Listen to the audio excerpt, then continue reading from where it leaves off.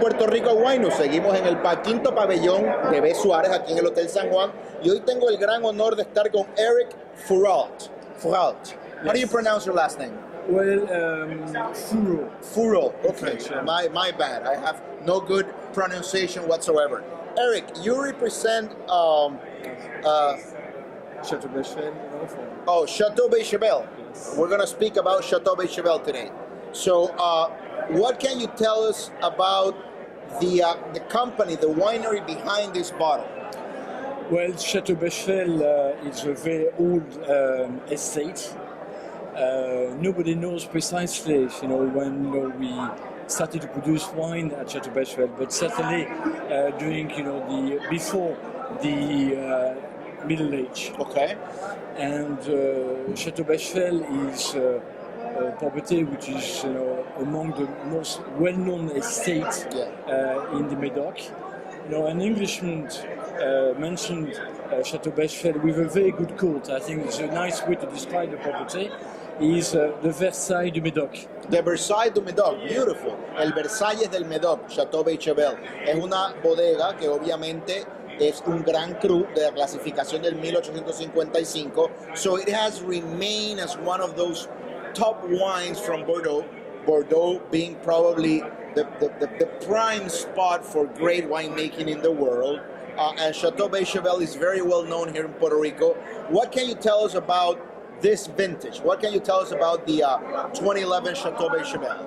We have selected, for this special event today and tomorrow, the fifth, festival pavilion with Suárez, two vintages of Chateau Beychevelle for a specific reason, 2011 and 2008. Okay. They are classic vintage. Classic vintage is mean that they represent the wines which are medium body style of wines, and also wines which have the ability to age, not for perhaps 20 years. They have perhaps a less potential of aging compared to vintage like 2009. Exactly. 2005, 2000, 82, those wines. So let's taste together in front of our viewers, and let's try to describe something that sometimes, just because of the beauty of it, it's very hard to do, and that's Bordeaux. Bordeaux wines, when they're well made, like Chateau Beychevelle. So I get here some pepper, a little bit of black pepper. Yes. There's a note of black pepper that's there. We have a nose which is very clean and quite precise. So you have red fruit, but mostly dark red fruit. Yes. That is the first impression. And something that I find very beautiful about Bordeaux wines is that they're very balanced. They don't go too hard on the fruit, and then they don't try to push the acidity part too much. So they're right there in the middle, and that's what I characterize as balance. You have very good fruit here. You have a solid spine, a tannin presence. It's creamy in the mouth. It's long. It's very silky. I get lots of cherries, dark cherries. There's a component here that I find quite interesting, which is a little bit of menthol or alcanfor or mint of freshness, and it's, I don't know how you can answer this, but you would think that Great Bordeaux, you cannot touch Great Bordeaux when they're young, but how can this wine be so approachable? It's only 3 years old. Yeah, you're right. This is also the management of the vineyards. We do work and we do select the wine the best we can, and that's the reason why even with a vintage like 2011, the wine is almost ready to drink now. When you mentioned the wine being fresh, I think this is the purity of a very right variety, especially the Cabernet Sauvignon. Okay. The Cabernet Sauvignon is really important variety that we produce in Bordeaux, and especially in this area of Bordeaux, which we call the Médoc. The Médoc is a peninsula north of Bordeaux, and Saint-Julien being, I think, one of the ideal examples of what a Médoc should be. What's the varietal composition here? What grapes are in this? Mostly Cabernet Sauvignon, Merlot, and Cabernet Franc, and a touch of Petit Verdot, but mostly Cabernet Sauvignon. Okay.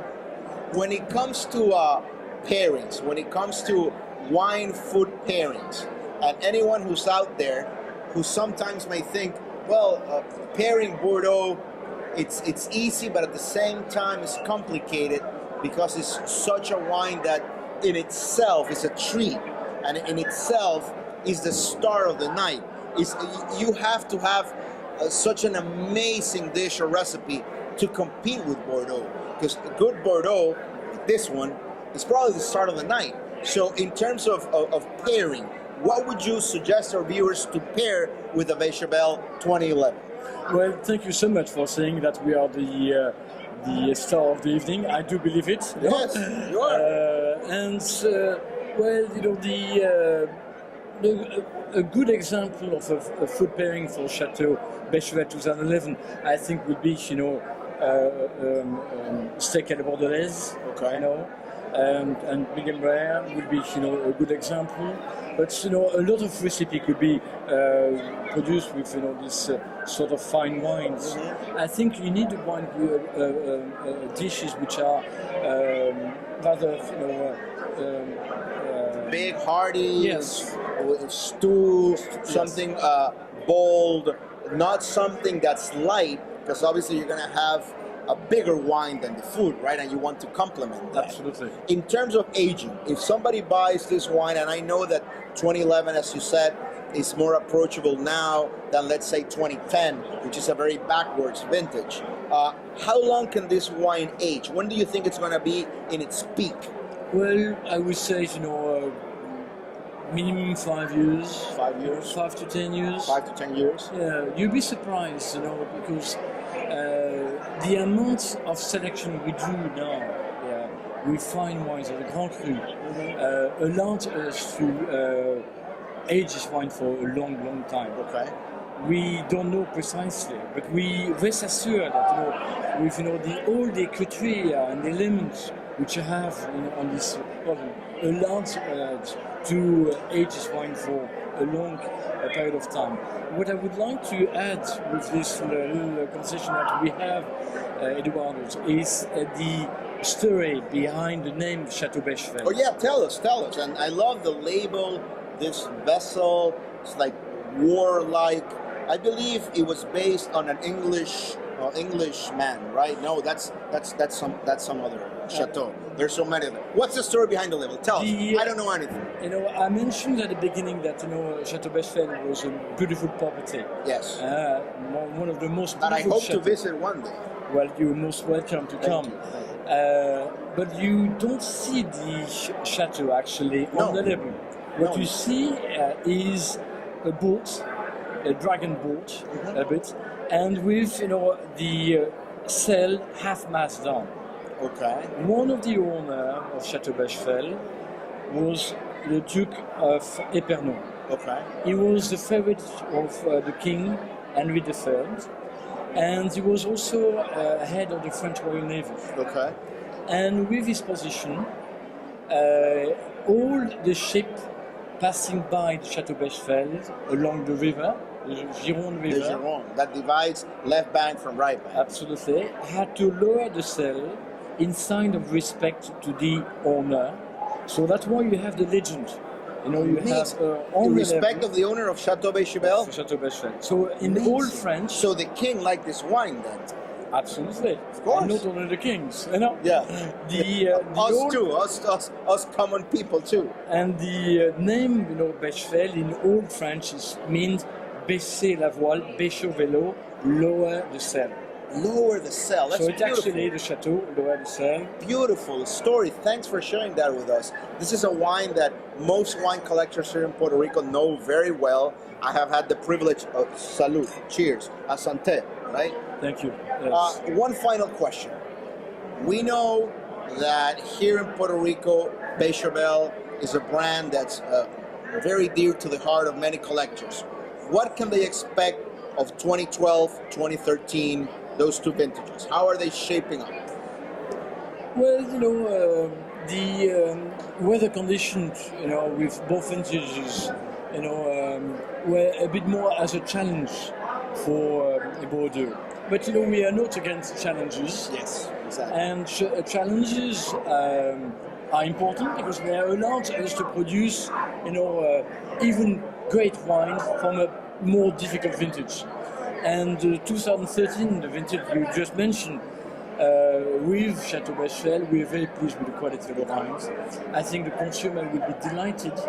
The only thing which are difficult for us is that we produce not a lot of wine. Okay. We had produced at Chateau Beychevelle a very, very small crop. Exactly. So perhaps what will come in Puerto Rico, it will be a drop of wine. Is this your first time in Puerto Rico? No, I've been fortunate to come seven times. Seven times to Puerto Rico? Yes. Yeah, what does a Frenchman do in his spare time in Puerto Rico? You go to the beach, you go to dance on salsa. What do you do? I wish I could say yes. It's more, the visit are flying visits. They are just, coming, quickly. So we are mainly coming for this event. And I think it's a shame not to have the opportunity to visit, this island, which is a treat. A beautiful island, in the West Indies. So it's always too short. I do believe that, and I hope, my next visit I will have a bit more time to look around, the island, which I know quite well actually. Thank you. This wine, as I said off camera and to wrap up, is a study in silk. This is silk. This is a wine that you can wear like a pajama. Warms you and at the same time caresses you. This is a beautiful wine. Thank you so much. Thank you, Eric. Thank you Cheers. very much.